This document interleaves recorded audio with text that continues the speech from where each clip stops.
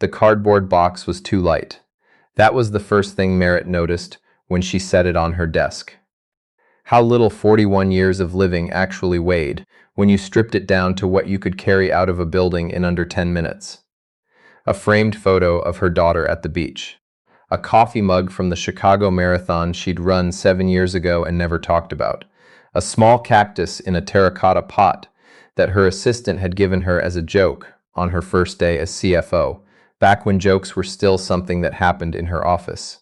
She pressed a strip of packing tape across the top of the box. The sound it made, that harsh industrial shriek of adhesive pulling free from the roll, echoed off the floor-to-ceiling windows behind her desk. 23rd floor. Lake Michigan on the left, the whole west side of the city, sprawling out to the right.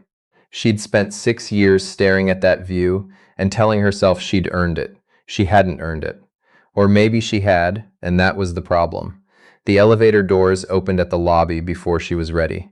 She walked through the marble atrium with the box under one arm and her eyes fixed on the revolving doors ahead of her, because she knew that if she looked at the security desk, at Gerald, who'd worked that desk for 11 years and always had a crossword puzzle folded in his jacket pocket, she would not be able to keep walking. So she didn't look.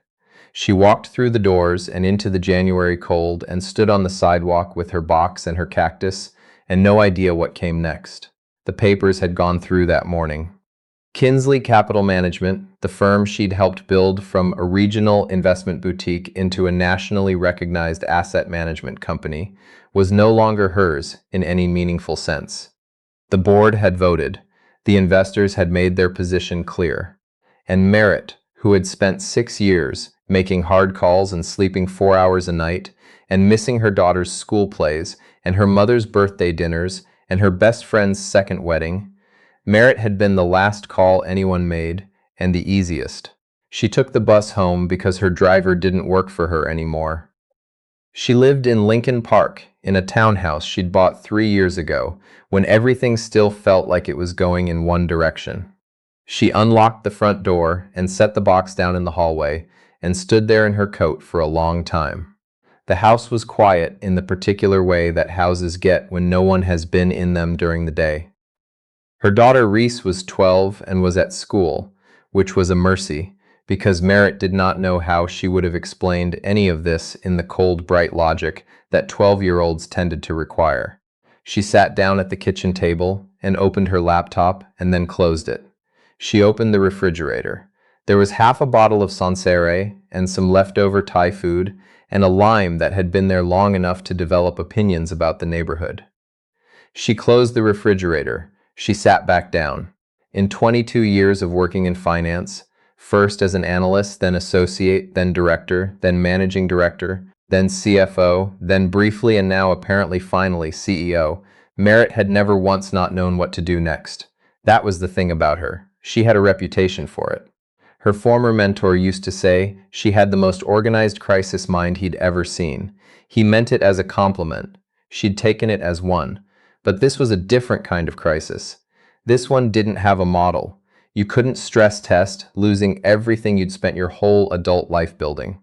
You couldn't run a sensitivity analysis on humiliation. She picked up her phone and put it down again. She wasn't ready to call anyone. Not her lawyer. Not her PR firm.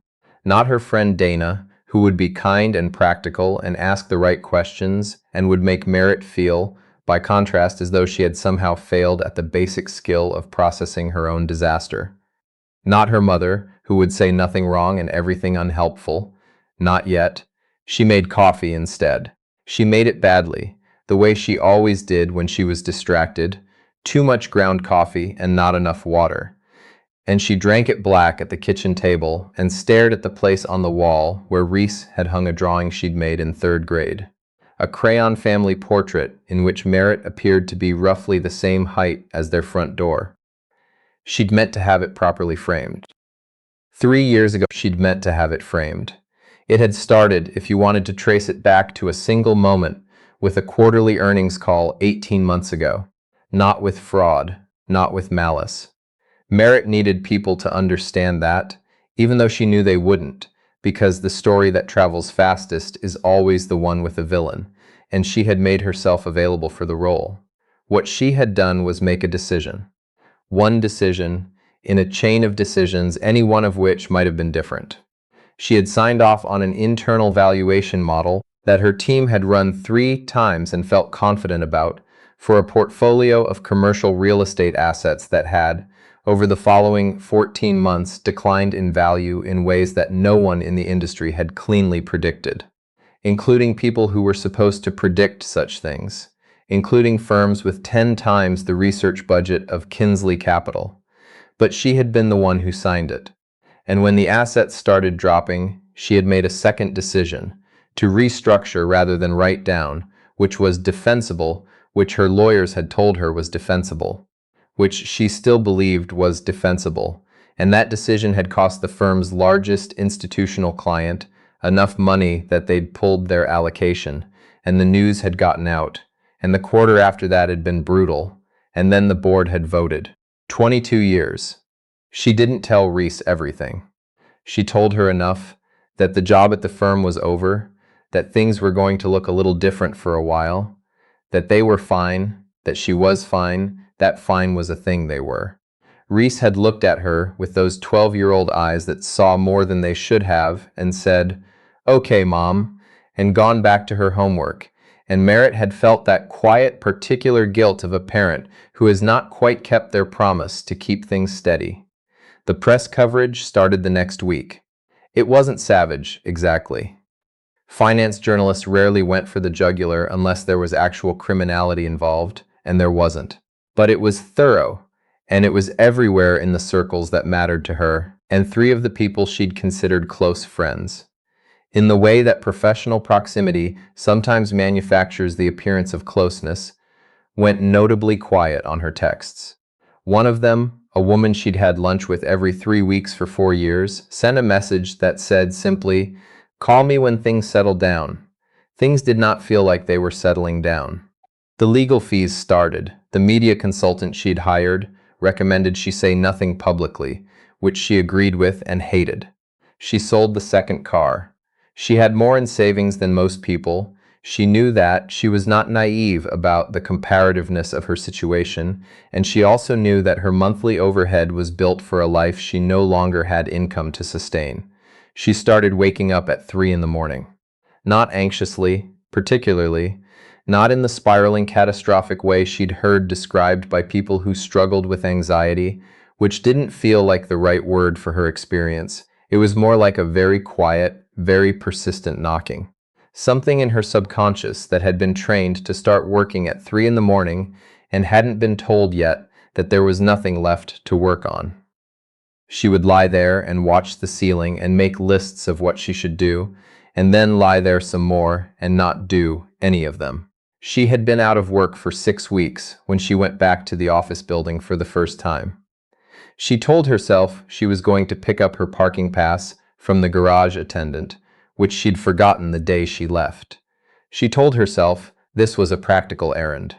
She put on a coat that was not her work coat and took the side entrance and did not look up at the 23rd floor. She was standing outside the garage entrance when she heard someone call her name. Not Ms. Whitfield, the way most people at the firm addressed her. Just Merritt, flat and simple, the way someone says a name when they're genuinely surprised to encounter it. She turned. His name was Owen Hale. She knew the name in the distant file cabinet way. She knew most of the names of people who worked below the director level at Kinsley. He was in the analytics division, or had been. She'd approved a hire at his level 2 years ago without ever seeing his face in the approval chain. He was standing on the sidewalk in a canvas jacket that was not warm enough for January, holding a paper bag from a deli down the street, and he looked at her with an expression that she could not immediately categorize. Not gloating. She'd been braced for gloating, even though she'd told herself not to be. Not pity exactly either. Something quieter. "Hey," he said. "Hi," she said. There was a pause. "I heard you were coming back for your parking thing," he said. Gerald mentioned it. She didn't know what to do with that sentence, so she said, "Right. I got laid off too," he said. 2 weeks after you left." He shifted the paper bag to his other hand. "Restructuring? I know, I'm sorry." She meant it, which surprised her slightly. That wasn't, that wasn't something I had input on before I left. I know, he said. I figured. Another pause. She'd been doing this wrong for 6 weeks. The standing still, the not knowing what to do next. She moved to go. There's a decent diner 2 blocks up, he said. If you haven't eaten. She hadn't eaten. She'd been forgetting to eat, which was a new thing for her, and a bad one. I have, she started. The parking office doesn't open until 1, he said, not unkindly. I checked. She looked at him for a moment. He wasn't looking at her the way men sometimes looked at her, assessing, deferential, or alternating between the two. He was just waiting. Like the offer was the offer and it didn't require anything from her but a yes or a no. Okay, she said.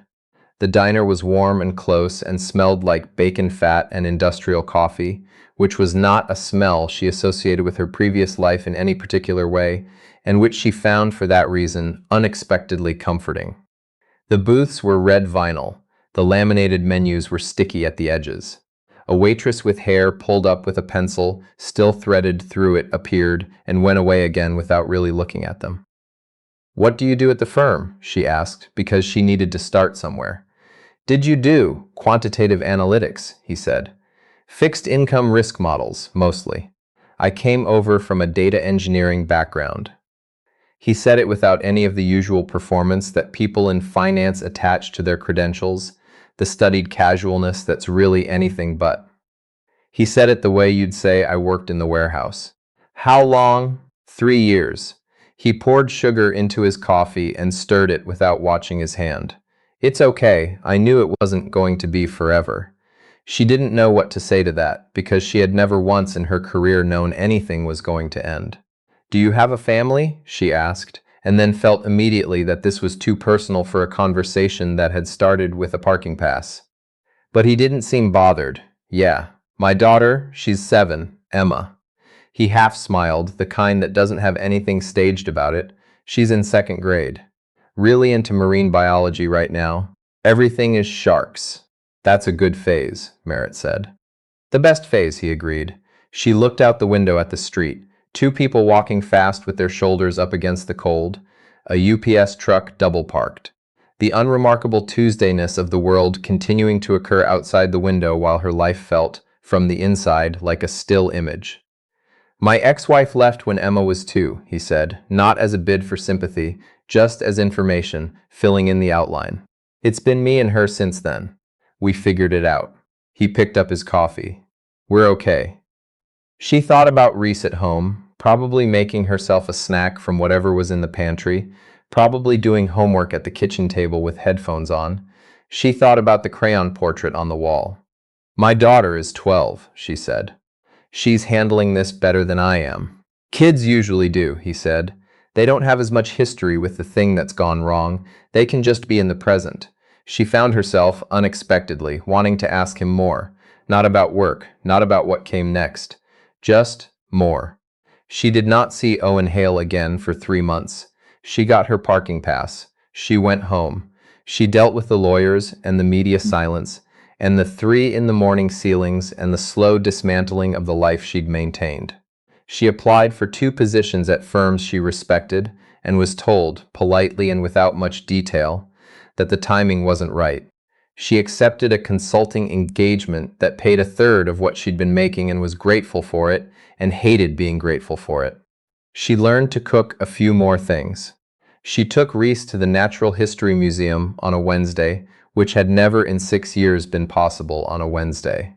She sat with her daughter on a bench in front of a full-sized model of a blue whale and did not think about the firm for approximately 45 minutes, which was the longest she had managed since January. She told herself she was adjusting. She was not adjusting. She was surviving, which is a different thing with better optics. The call from her attorney came on a Friday in April. The SEC investigation, which she had known was theoretically possible, and which she had convinced herself was unlikely, had formally opened. It was not, her attorney explained in the careful syntax of a person who has delivered this kind of news before, a criminal inquiry at this stage. It was a civil investigation into the firm's valuation disclosures. She was not a named target. This could change. They would prepare accordingly. She sat at the kitchen table after the call and looked at her phone for a long time. The light through the kitchen window was that particular late afternoon April gold that you don't see in office buildings with climate control and floor-to-ceiling UV filtered glass. She had never noticed it before. She noticed it now. She thought about calling Dana. She thought about calling her attorney back just to ask a question she'd already asked and have it explained again. She thought about whether Reese's field trip permission slip was still on the counter and whether she'd signed it. She opened her laptop and started drafting an email she did not intend to send, which was something she'd started doing in the last few weeks, writing the version of things she couldn't say out loud and then deleting it. It helped in the way that certain things help that you can't explain to anyone without sounding slightly unwell. The email was to the board. The men and women who had sat in the glass conference room on the 23rd floor and voted by a margin she still knew exactly, to remove her. She wrote the things she would have said if she'd had the chance to say them. She wrote them clearly and without anger, which surprised her, and she reread them once and then closed the tab. She signed Reese's permission slip. She started making dinner. She did not stop working. She ran into Owen Hale at a coffee shop in Wicker Park on a Saturday in May. She was waiting for a cold brew and reading the news on her phone with the practiced efficiency of someone who has spent 20 years skimming for what matters, and she heard someone say, "Emma, give that back right now," and looked up to see a little girl with dark pigtails and paint on her elbow darting between tables with what appeared to be her father's wallet, and Owen standing 3 feet away with his hand out, not raising his voice, just waiting with a particular tiredness that was also, somehow, entirely patient. Emma delivered the wallet with great ceremony, and then immediately climbed onto a chair. He saw Merritt at the same moment she saw him. "Hey," he said. "Hi," she said. Emma looked at her with the frank assessment of a 7-year-old and said, "Do you know my dad?" "A little," Merritt said. "She has nice shoes," Emma told Owen. "She does," he agreed. They ended up at adjacent tables because the place was crowded and it made no sense not to. Emma ate a croissant with focused dedication and then produced a book about deep-sea creatures from somewhere in her backpack, which she read with the same focus, and Merritt and Owen talked the way people sometimes do when the situation removes the pressure of intentionality, not about anything in particular, and then about everything. She told him about the investigation. She didn't know why. She hadn't told anyone who wasn't professionally obligated to know. He listened without trying to fix it, which was something she had not realized she needed until it happened. "I had a situation like that," he said, "at my first job out of college. Smaller, obviously. But I got blamed for something I'd flagged 3 times in writing and no one listened to. HR closed the inquiry, but I left anyway." He wrapped both hands around his cup. "It changes the way you think about loyalty. Which institutions deserve it? I keep thinking about what I should have done differently," she said. "Yeah," he said, "and I can't find it. I keep running it back, and I can't find the moment where I make a different choice that changes the outcome." He was quiet for a moment. "Maybe there isn't one," he said. "Maybe the thing that went wrong started before you got there. Those are the hardest ones to accept." Emma looked up from her book. "Dad, what's a vampire squid?" "A squid that lives really deep in the ocean," he said. "It's not actually a vampire." "That's disappointing," Emma said, and went back to her book. Owen had started a data consulting practice in the months since the layoff. It was small. Himself and a former colleague, working primarily with mid-sized logistics companies that needed better risk modeling than their current vendors were providing. He was not making what he'd made at Kinsley. He was not anxious about it in a way she could detect. He had Emma on weekdays and every other weekend. The logistics of his life were specific and interlocking, and he had built them with the kind of pragmatic precision she recognized from her own best professional self, applied entirely to the domain of getting a 7-year-old to school and back and fed and read to and signed up for swimming lessons. She asked him once how he managed it. The child, the job, the uncertainty of building something new from scratch. He thought about it for a moment. "I stopped deciding whether it was manageable," he said. "I just do the next thing." and then the thing after that. And somehow that gets us to the end of the day. She thought about that for a long time afterward. The investigation was closed in September without findings. Her attorney called on a Thursday morning and told her, and she said, "Thank you. And what does this mean going forward? And I'll be in touch about next steps." And when she hung up, she sat very still for a moment in the chair by the window and felt something that wasn't quite relief and wasn't quite grief but existed somewhere between them, in the territory of things that should be over but that leave marks anyway. She called Dana. She called her mother. She picked up Reese from school that day and took her to get ice cream even though it was 60 degrees. And they sat outside with their coats on like people who had decided to believe it was summer through force of will. And Reese ate a double scoop of mint chip and said, without looking up, "I'm really proud of you, Mom." Merritt didn't say anything for a moment. "You don't know what you're proud of," she finally said. "You didn't know what was happening." "I knew you were really sad," Reese said, "and you still took care of everything. That's what I'm proud of." She licked her ice cream cone with perfect 12-year-old authority. Obviously. She was in the early stages of exploring a new venture, a smaller, more focused advisory firm built around the specific thing she was actually best at, which was restructuring analysis for distressed assets, when she got an email from a man she'd fired 2.5 years ago. His name was Owen Hale. The email was brief and did not perform brevity. It said that he had heard she was starting something new, that he had an opportunity that might intersect with what she was building, that if she was interested in talking, he was available this week or next, that if not, he understood completely. That was it. She read it twice. She thought about the January day outside the parking garage, about the diner with sticky menus, about a 7-year-old explaining that a vampire squid was, disappointingly, not a vampire, about what he'd said in the coffee shop, about the moments where the thing that went wrong started before you arrived. She called him instead of replying. "I need to say something first," she said when he picked up. "About the layoff. Merritt, let me finish." She was standing at the kitchen window. The city outside was the particular gray-blue of October. When the restructuring came through, I knew that analytics was going to be cut. I had 5 days of advance notice before the HR announcements went out. I didn't push back on your name specifically because I was in the middle of my own situation and I wasn't making good decisions, and I told myself the list was the list. She paused. I could have looked harder at who was on it. I didn't. Silence. "You're telling me this now," he said. "Yes? Why?" She thought about it. "Because you've been decent to me at every point when you had the option not to be," she said. "And I don't want to do business with someone I haven't been honest with." Another silence, longer. "Okay," he said, "I appreciate that." His voice was level. Not warm exactly, not cold. Somewhere considered. "It doesn't change what I'm calling about." "What are you calling about?" He had a client, a mid-market logistics company in Cleveland, solid fundamentals, carrying a bad capital structure from a refinancing done at the wrong moment. That needed exactly the kind of restructuring advisory she was positioning herself to provide. He had a relationship with the CFO. He could make an introduction. In exchange, he was proposing a formal data partnership. His firm would handle the quantitative modeling for any engagement, where it applied. She would bring the financial architecture and the institutional knowledge.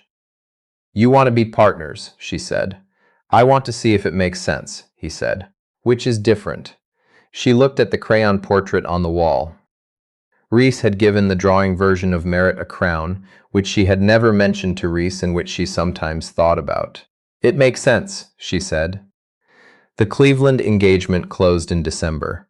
It was not a large engagement by the standards of the life she used to have. The fee would have been a rounding error on a Kinsley quarterly report.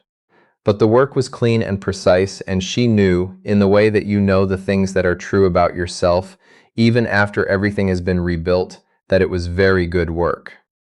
Owen's modeling had been, she told him afterward, the best she'd seen at this scale. She said it simply, because it was simply true, and because she'd spent too long in an environment where professional generosity was treated as strategic weakness. He said, Your restructuring framework is going to get us a second engagement before January. And she said, I know.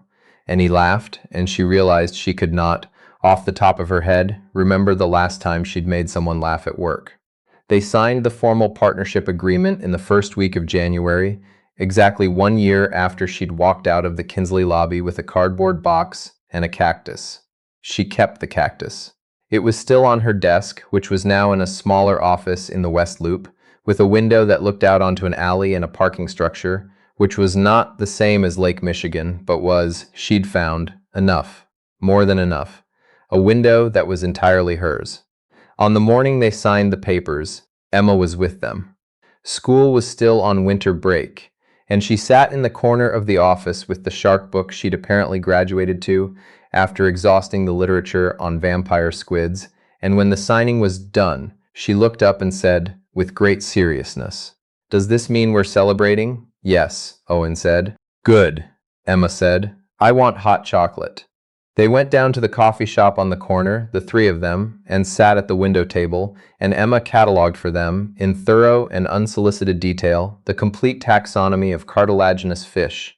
And Merritt listened and asked questions and looked at the gray January street outside, and felt, with something she could only call certainty, that this, exactly this, was what the next part of her life was supposed to look like.